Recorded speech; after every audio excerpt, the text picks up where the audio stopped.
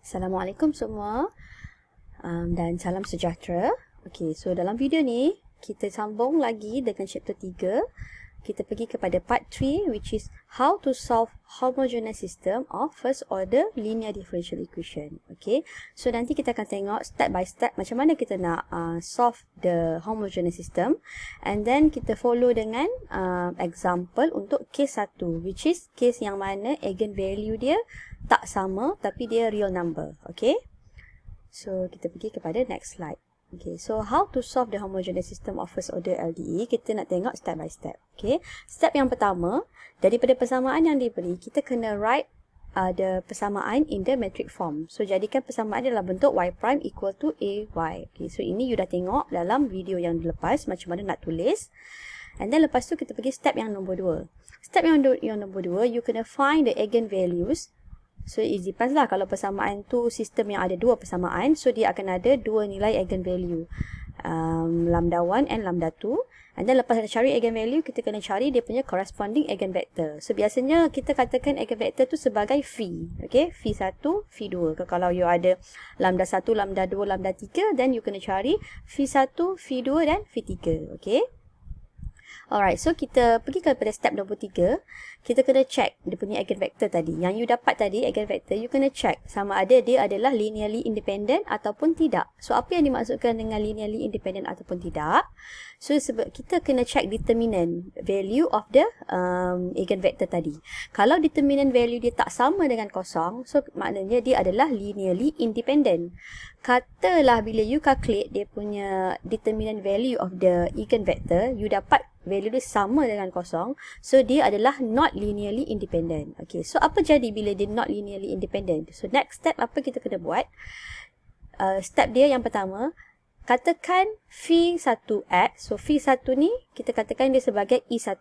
Okay, so samalah phi 1 you dapat Patrick phi 11 dan phi 12. Katakan ini sebagai I1.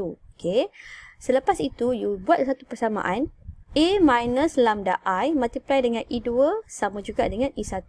So, kita dah ada I1 dekat sini kan? Kita masukkan value kat sini. Kita tahu apa itu. Kita tahu matrix A kita apa. Kita tahu lambda kita apa. Kita dah cari dekat sini. And then kita tahu I kita adalah identity matrix. So, daripada persamaan ni kita dapat value apa itu I2. Okay. So, selepas itu, bila you dah dapat I1, you dah dapat I2, you boleh cari apa value untuk phi 2. Okay, phi 2x sama juga dengan I1x tambahkan dengan I2. Okay. So, next. Selepas itu, kita boleh pergi kepada step 4. So, step 4, kita write the general solution. General solution diberi oleh yx sama juga dengan persamaan dia. So, you don't worry, persamaan ni kita akan bagi dalam you punya formula untuk you punya final. So, yx equal to C1 phi 1 eksponen lambda 1x tambah C2 phi 2 eksponen lambda 2x. Okay, so phi 1 tu yang mana? Phi 1 tu value yang kat sini. Phi 11, phi 12. Okay, lambda 1 value yang you dapat kat sini, you masuk kat sini. C2 dan C1 ni adalah constant value. Okay, phi 2 pula. Phi 2 adalah, it depends. Kalau you case untuk yang not linearly independent, phi 2 diberi oleh persamaan ini, I1x, I2. Okay. Kalau untuk case yang linearly independent, dia tak, phi 2 dia adalah daripada sinilah. Okay, phi 2 dia pergi step ke sini dan terus dapat masuk ke sini. So phi 2 sama dengan eksponen lambda 2x. Okay. Ataupun you boleh juga tulis dalam bentuk yang lain, yx tadi sama juga dengan vector phi ni tulis dalam bentuk matrix macam ni pun boleh juga. Okay. So, untuk lebih lanjut, nanti kita akan tengok dalam example macam mana step untuk buat dia. Okay, so last kali, step number 5, kita kena tulis particular solution by considering the initial conditions if applicable. So, kalau soalan tu dia dah bagi you initial condition, so you kena come out dengan particular solution. Tapi kalau tak, you just enough sampai step number 4, kita just tulis dia punya general solution. Okay. Okay, so now kita tengok kepada example untuk case yang pertama di mana eigenvalue dia real and different. So, maksudnya value dia adalah real number tapi lambda 1 tak sama dengan lambda 2, tak sama dengan lambda 3 dan seterusnya. Okay, contoh dia, soalan diberi solve the following system of first order linear differential equation. So, dibagi satu sistem yang ada dua linear differential equation. Yang mana persamaan yang pertama adalah y1 prime equal to 4y1 plus 2y2. Equation yang kedua y2 prime equal to 3y1 plus 3y2. Okay. So step by step, kalau you still remember, step number 1 kita kena write in the matrix form. So daripada sini you tulis dalam bentuk matrix form. So y prime equal to A. A mana? A 4, 2, 3 dan 3. Okay. So kita boleh tulis ini matrix y prime sama juga dengan 4, 2, 3 dan 3 multiply dengan matrix y. Okay. Atau cara lain, you boleh juga tulis dalam matrix sebegini. Okay. So sama je lah. Sini pun boleh, sini pun boleh. Okay. So you boleh tulis lah y prime equal to 4, 2, 3, 3 multiply dengan y. Okay. And then next, kita pergi kepada step number 2. Step number 2, kita kena cari find the eigenvalue of lambda 1 and lambda 2. Sebab you ada dua persamaan, so that's why you ada dua eigenvalue. Lambda 1, lambda 2 and the corresponding eigenvector. Okay. So step, macam mana nak cari eigenvalue? So sama macam in the previous video, video part 2, kita dah tengok. So masukkan persamaan sini. Okay, so based on the persamaan AV sama juga dengan lambda V, kita come out dengan determinant equation, which is determinant value of A minus lambda I equal to 0. Okay, so you masukkan value A kita 4, 2, 3, 3. Lambda kita tak tahu nak cari, I kita adalah 1, 0, 0, 1. Okay, so lepas tu you boleh selesaikan persamaan ini. So you dapat 4 minus lambda. So sini 2 sebab 2 minus 0. So sini 3 minus 0. So sini 3 minus lambda. Okay. Atau cara lain, you tak payah tulis balik persamaan ni. You just ambil daripada kita punya vektor ni. So parameter yang serong ni, so 4 ni you minus dengan lambda. Dekat sini pun 3 minus dengan lambda. So parameter dekat sini dan dekat sini kita maintain dia punya value dia. Okay, itu untuk shortcut lah. So you tak payah nak tulis balik persamaan ni. Okay, so from A 4 minus lambda, sini 2, sini 3, sini 3 minuskan dengan lambda. Okay, so determinant value dia samakan juga dengan kosong. Okay, so and then lepas tu kita buat cross addition. So ini multiply dengan ini, tolakkan dengan ini, multiply dengan ini. Okay, so 4 minus lambda, multiply dengan 3 minus lambda, minus 2 multiply dengan 3, you dapat 6. Okay, so lepas tu kita kembangkan persamaan ni. So you akan dapat lambda squared minus 7 lambda plus 6 equal to 0. Okay, so finally you go to get your own calculator, try to calculate the value for lambda. So you akan dapat lambda sama juga dengan value 6 dan juga 1. Okay, so from this equation you dapat lambda sama dengan 6 dan lambda juga sama juga dengan 1. So maksudnya you punya eigenvalue real number and different because lambda 1 tak sama dengan lambda 2. Okay.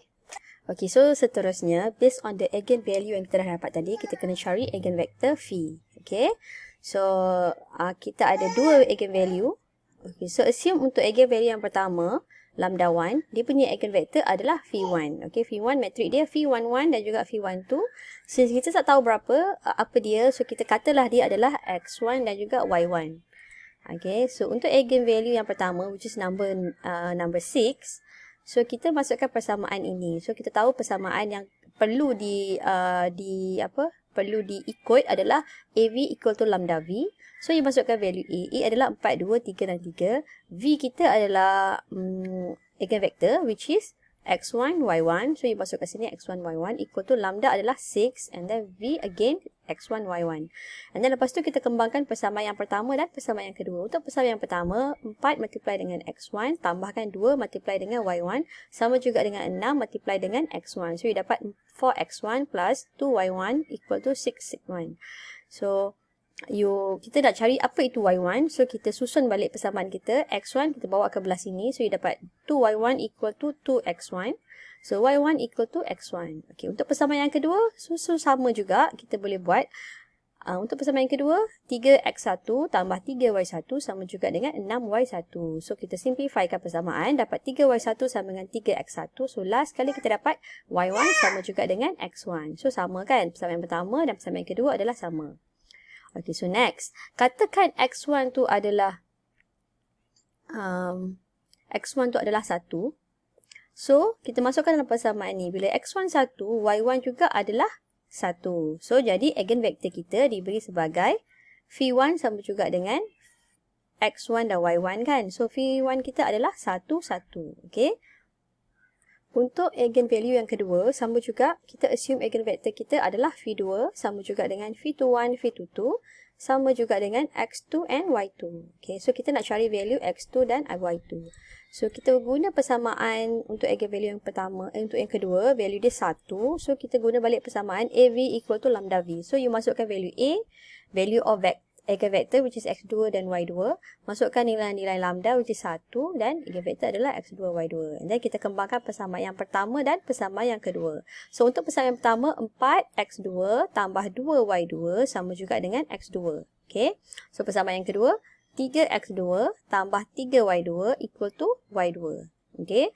So, daripada sini, kita simplifykan persamaan. So, kita nak cari apa itu Y2.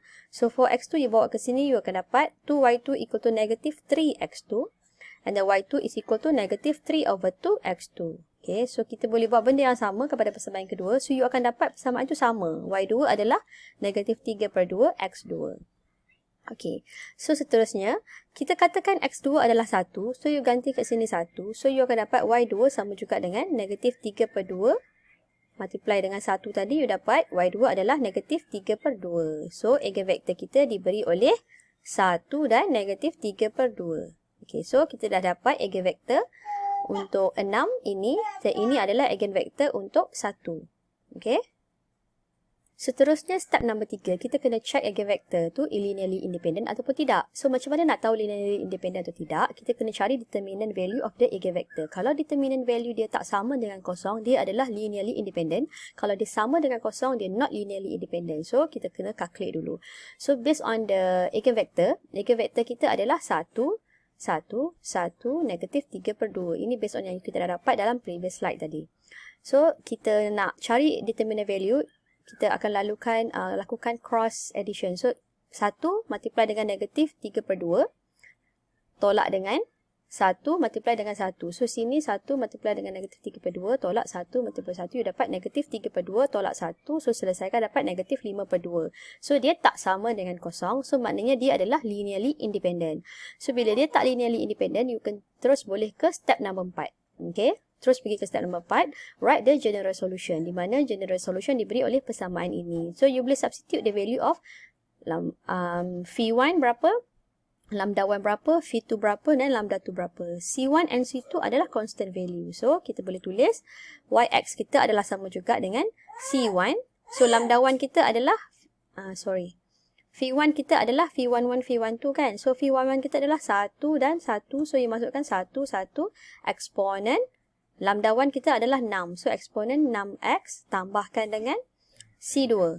C2, so V21, V22 ni, kita dah dapat tadi adalah 1 dan negatif 3 per 2. So, you masuk kat sini 1, negatif 3 per 2. Eksponen lambda 2x. Lambda 2 kita adalah 1, so eksponen x. Okay. Atau cara lain, kita boleh juga tulis sebagai Y1x sama juga dengan C1 multiply dengan 1 multiply dengan eksponen 6x. So, you dapat C1 eksponen 6x tambahkan dengan C2 multiply dengan 1 multiply dengan eksponen x. So, dapat C2 eksponen x. Dan Y2x pula adalah sama juga dengan C1 multiply dengan 1 multiply dengan eksponen 6x. So, dapat C1 eksponen 6x. C2 multiply dengan negatif 3 per 2 multiply dengan eksponen x. So, akan dapat negatif 3 per 2 C2 eksponen x. Okay, so ini adalah general solution untuk system of first order linear differential equation tadi. Okay, so sebagai nota kaki, normally untuk case yang eigenvalue dia real and different, which is case number 1, the corresponding eigenvector is linearly independent. Okay, maknanya dia punya value memang tak sama dengan kosong. Okay, so that's all untuk video ni. So thank you for watching. Nanti kita akan tengok next example dalam next video. Okay, bye.